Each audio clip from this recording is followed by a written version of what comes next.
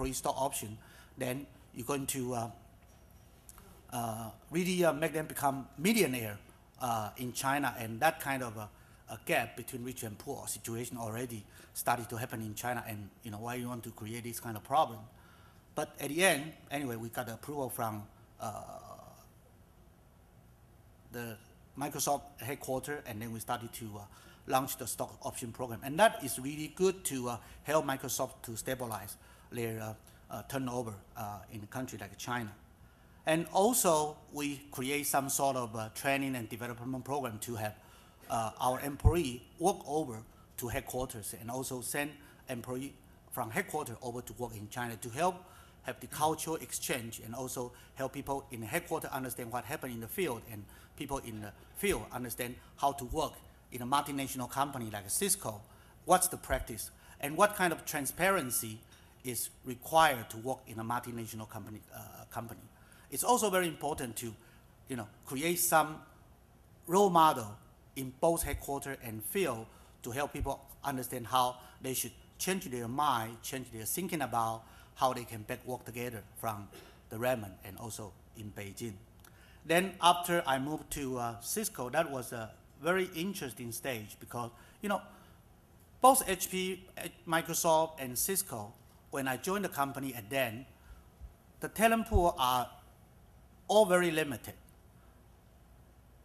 Windows networking during 1993, during 1998, it was about to take off at the stage of them. So how you can, again, create enough talent pool for you to recruit them and to support the business, again, to become another topic. So with these similar things, we have what we call the Network Academy created.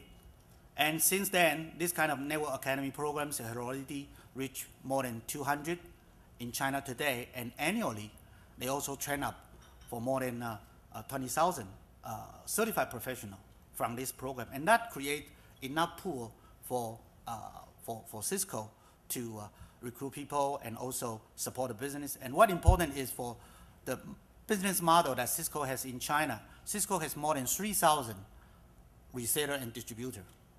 You are not just train people for yourself, you are also have to train people, engineer for your partner who can support your business. So that is very important. When you go into a market, you need to think about how you like to have the talent pool enough for you and for your partners to run the business. Similar things, Cisco make it happen for them, and also what we did is we are also train up our partners to support the program to offer the job for those graduate from the certification programs. And so far, I believe this company, HP, Microsoft, and Cisco, they're doing quite well in China. And what important is, this company, they're all thinking about what is the continuity for them to continuous working with research institute, research with university, and also working with the training programs to support continuous talent resources to support them. And also thinking about the scalabilities, that how they can grow the business. You don't want to grow the business but without sufficient people or talent pool to support you. And I believe they will keep on running the program. And one more that I have to highlight is, for a company like Cisco, they even invest in some company to support their training programs to the college and university students. I know there's my ex-colleagues from Cisco here, and I know they also invest in a company called EMBO. They have the EMBO to start to penetrate into universities to train up a student from undergraduate to know about the networking technology. And I believe it's very important for foreign company when you want to start your company's presence in China. Really, one is hiring the best and the brightest from local engineering talent. Secondly, hiring the best from returnees from abroad. And then lastly, what Google does today in terms of hiring, training, and retaining the best. So 9 years ago, I worked for Microsoft, and my responsibility was to build up a research lab in China. And that was considered by many to be a ridiculous goal because no one thought of China as leading in the world of research. But we undertook a very difficult challenge, and over the past 9 years, I think most people in computer science would tell you Microsoft Research in China has become one of the best research labs in the world. In the conferences that this lab has chosen to submit papers in, it often exceeds the number of papers accepted by MIT, Stanford, or CMU.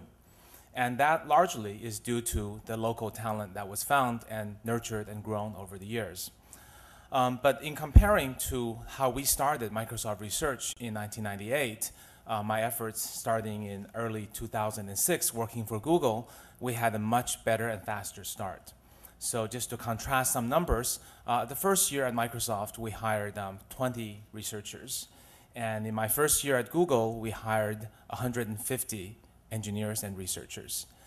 And both companies had very high standards, and they were not to be compromised.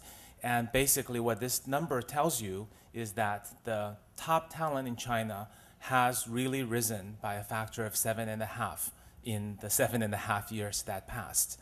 And that's phenomenal. That's partly because the universities have improved, but even more importantly, I think it's because the internet has brought knowledge to the Chinese students who have the thirst to learn more and be the best that they can be. The internet has enabled things like programming competitions. So even if they don't have the best practical training that's offered in their academics or summer internships and so on, they're able to compete against the best in the world. And in the last 6 years, the Chinese teams have won the World Programming Championships 2 of the last 6 years. And that gives you an idea about the talent that is growing. So we're very, very pleased to have hired 150 people that we did in the first year, and we hope to hire as many every year going forward. In terms of, now coming back to the education, just one more comment on the engineering education. It is really improving rapidly in the top 5 or 10 schools, but the improvement is uneven. So when John talked about almost 5 million graduates, most of them are not getting an American quality education. So while the top 1% of the talent in China competes very well against the top 1% of the talent in America, the average talent in China, as trained by the universities that exist, still lag significantly behind. So as a result, companies like Google, Microsoft, HP, Cisco generally tend to go to the top 5 or 10 schools. And I think for China to really provide talent at a very broad level, it has to improve education beyond the top schools. So that's with the first part about hiring local engineering talent. We've been very, very pleased, and I think in a few years, people will recognize Google China R&D also as one of the most innovative R&D centers in the world. Now, the second part, I want to talk a little bit about returnees. So with such great local talent, why do we need returnees? We've actually found that the local engineering talent we hire is really great raw talent. But they obviously don't have a lot of leadership skills.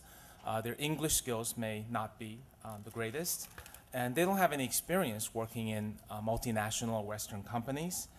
The communication skills, the ability to reach consensus, make decisions, make priority calls, those were obviously not very lacking. And that's not anything against the Chinese engineers we hire. Any campus hired anywhere in the world would exhibit the same traits. So in order to build a scalable organization, we have to also get talented people at the tech lead level, or product management, or product marketing, and of course all the other functions in the company as well. And we have actually found finding those talent have been harder for us, and we have to really reach out to returnees. This includes returnees from our corporate headquarters who want to come back and bring over the culture, which is really important, but also communications, relationships, but also we want to hire from the outside, people who have more experience in marketing, people who have more experience in product management. Those have been very difficult to find and fill. So if anyone in the audience is interested or know people who are interested, please send them my way. We actually have a very aggressive hiring program.